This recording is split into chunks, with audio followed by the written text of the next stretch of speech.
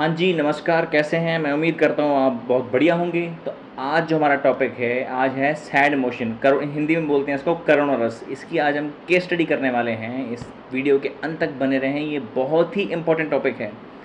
Acting की दुनिया में ये सबसे इम्पोर्टेंट टॉपिक है। और परफॉर्मेंस में जब आप परफॉर्मेंस की बात आती है, ये परफॉर्मेंस में परफॉर्म करना सबसे टफ़ है। अगर ये सीन आपका अच्छा हो जाए तो बाद में हो सकता है कि ये आपकी फ़िल्म का या वेब सीरीज़ का आइकॉनिक सीन भी बन जाए। क्योंकि जो सीन सैड इमोशन को अच्छे से परफॉर्म कर लेते हैं, तो कभी कभी वो सीन आइकॉनिक बन जाते हैं। उनको 20 साल बाद भी उस सीन के लिए याद रखा जाता है। जैसे देवदास मूवी के लिए दिलीप कुमार या शाहरुख खान को अभी तक याद रखा जाता है उस सीन के लिए। तो वीडियो के अंत तक बने रहें।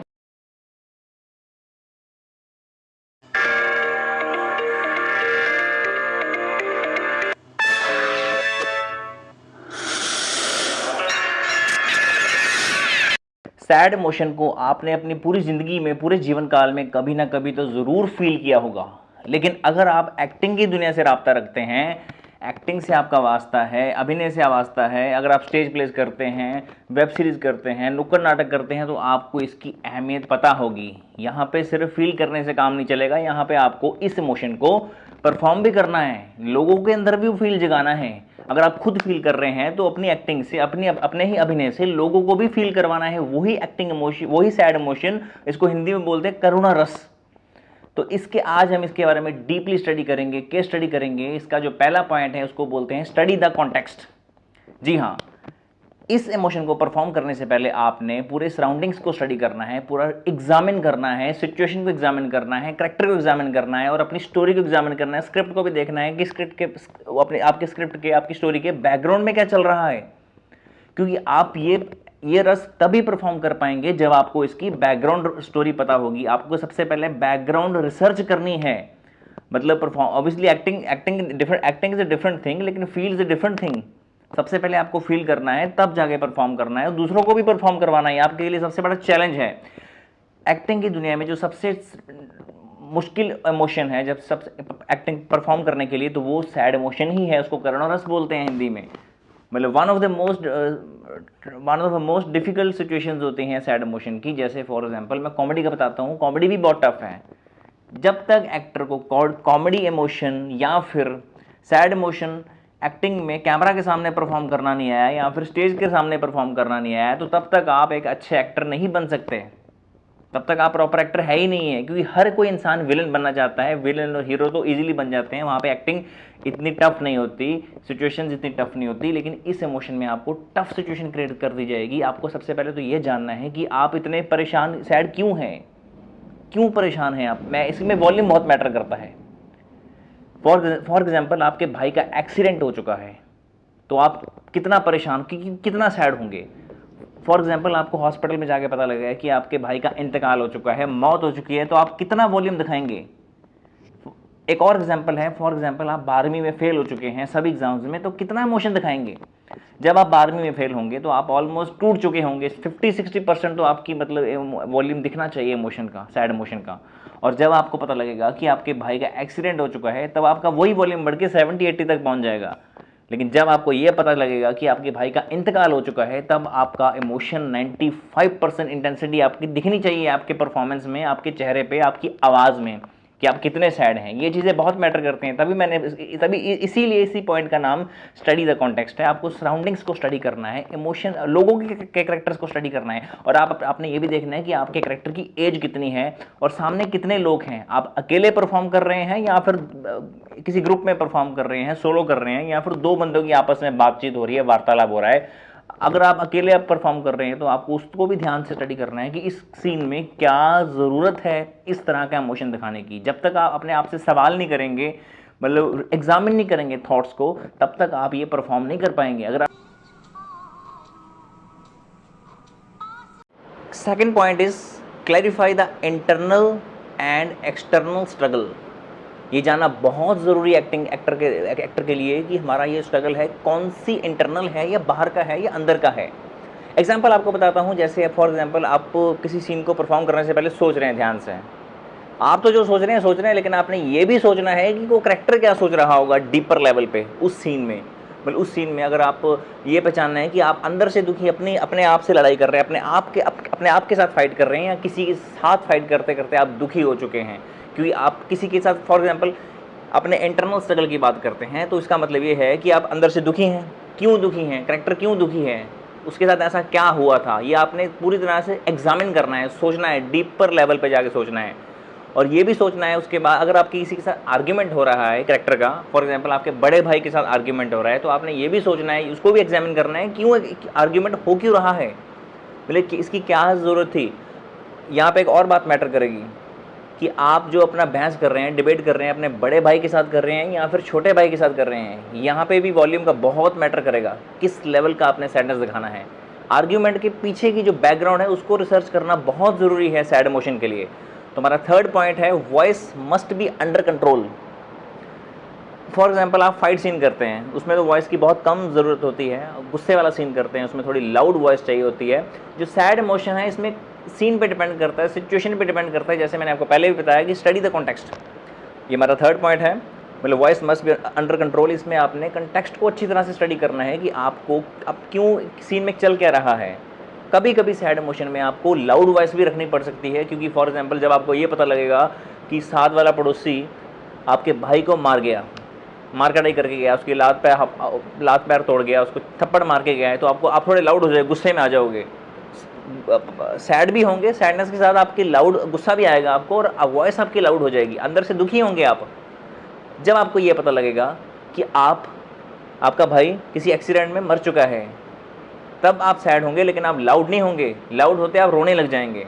और पिछले वाले जो पिछला एग्जांपल दिया एक्सीडेंट वाला मैंने आपको, उसमें आप रोने नहीं लग जाओगे, लेकिन थोड़े से परेशान हो जाओगे और दुख गुस्सा भी हो जाओगे साथ साथ। यहाँ पे भी वॉल्यूम्स बहुत मैटर करते हैं हमारे लिए। क्यों, मतलब किसी किसी सिचुएशन में जब इंसान सैड होता है तो दूसरों को भी सैड करता है। किसी किसी सिचुएशन में इंसान जब सैड होता है तो अकेला जाके बैठ जाता है, अपने आप से बात करता है, मेडिटेशन करता है। किसी किसी सिचुएशन में इंसान किसी से बात करना ही पसंद नहीं करता, और किसी किसी सिचुएशन में तो इंसान रोने ही लग जाता है। और कभी कभी इंसान स्ट्रेस होकर एंग्जाइटी के साथ डिप्रेशन में चला जाता है, बिल्कुल ही चुप हो जाता है। तो ये चीज़ें हमें पता होनी चाहिए कि वॉइस कौन सी सिचुएशन में हमने ज़्यादा रखनी है, कौन सी सिचुएशन में कम रखनी है। वॉल्यूम यहाँ पे, वो तो जो पिछला वाला था वो सैडनेस का वॉल्यूम था, लेकिन यहाँ पे आवाज़ का वॉल्यूम है, ऑडियो का वॉल्यूम है, वो कितना रखना है आपने। हाई रखना है, सॉफ्ट वॉइस रखनी है। वो आपको कैरेक्टर समझा दिया जाएगा जब भी आप सीन करने वाले होंगे। आपको अपने कैरेक्टर की एज पता होनी बहुत ज़रूरी है कि आप 26 साल के हैं, 15 साल के हैं, 35 साल के हैं। जब ये चीज़ें आपको पता होंगी तो कैरेक्टर को परफॉर्म करना आपके लिए बहुत ही ईजी हो जाएगा। So our fourth point is focus on characters needs. सबसे पहले हमें ये भी सोचना है कि कैरेक्टर की इस जो सीन ये क्रिएट किया गया है, इसकी क्या ज़रूरत पड़ गई है स्टोरी के हिसाब से, according to story, according to script, इसकी क्या ज़रूरत है। मतलब इस सीन को आप परफॉर्म कर रहे हैं, देखो यहाँ पे फिजिकल एक्शन बहुत मैटर करेंगे आपकी लाइफ में। मतलब फिजिकल एक्शन, फॉर एग्जांपल आप किसी कैरेक्टर को परफॉर्म कर रहे हैं, सैडनेस अपने चेहरे पे दिखा रहे हैं, और फिजिकल एक्शन बहुत मैटर करेगा यहाँ पे, उसकी सिग्निफिकेंस बहुत होगी।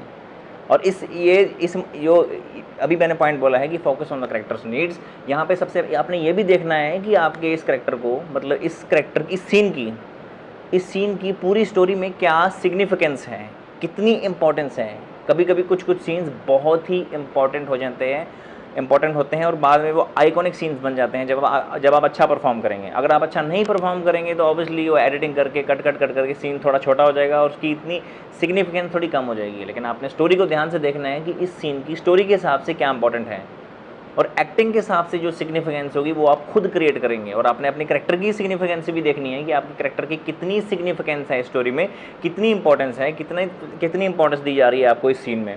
तो ये आपने ध्यान से चीज़ें देखनी है। मतलब फिजिकल एक्शंस बहुत ज़रूरी मैटर करते हैं यहाँ पे। मैं बताने वाला था, पहले भी बताया मैंने आपको।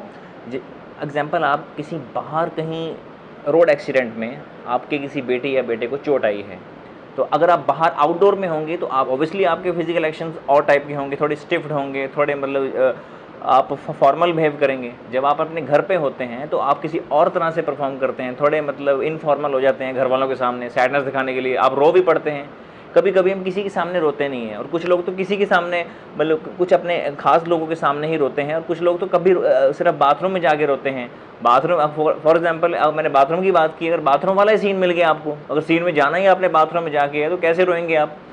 तो आपने जानना है ना अपने एक्सपीरियंस को, अपने लाइफ के एक्सपीरियंसेस को, क्या क्या कैसे परफॉर्म करेंगे आप। इसमें इम्प्रोवाइजेशन बहुत मैटर करेगी आपकी, क्योंकि आप किसी का फॉर एग्जांपल आप किसी की वीडियो देख ली आपने सैडनेस के लिए, इस इमोशन को पकड़ने के लिए, जो कि अच्छी बात है, बुरी बात नहीं है। किसी की वीडियो देख ली, लेकिन वीडियो देखने से आप एक्टिंग परफॉर्म नहीं कर पाएंगे। आप किसी का आइडिया चुरा सकते हैं, टेक्निक चुरा सकते हैं, लेकिन किसी की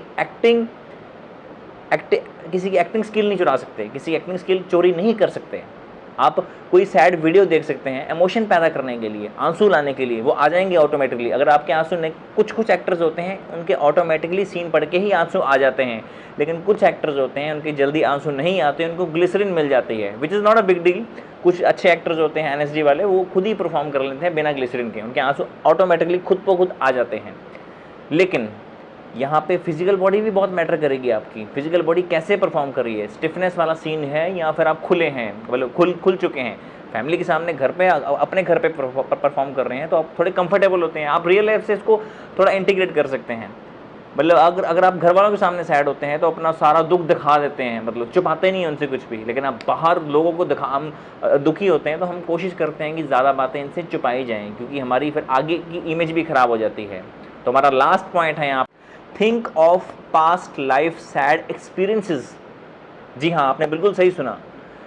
एक्टिंग की दुनिया में जो सैड इमोशन होता है ना, जो ऑडियंस होती है, जो फैमिलीज अपने घरों पे ये टीवी देख रही है या फिल्म देख रही है या वेब सीरीज़ देख रही है, वो ऑलरेडी बड़े फैमिलियर होते हैं इनसे, ऐसे सीन से, क्योंकि कभी ना कभी आपकी लाइफ में भी ऐसे सीन्स हुए होंगे। सैड इमोशंस लाइफ में अप्स एंड डाउन्स आते रहते हैं, कभी आप खुश हुए होंगे बहुत ज़्यादा, कभी आप बहुत ज़्यादा दुखी हुए होंगे।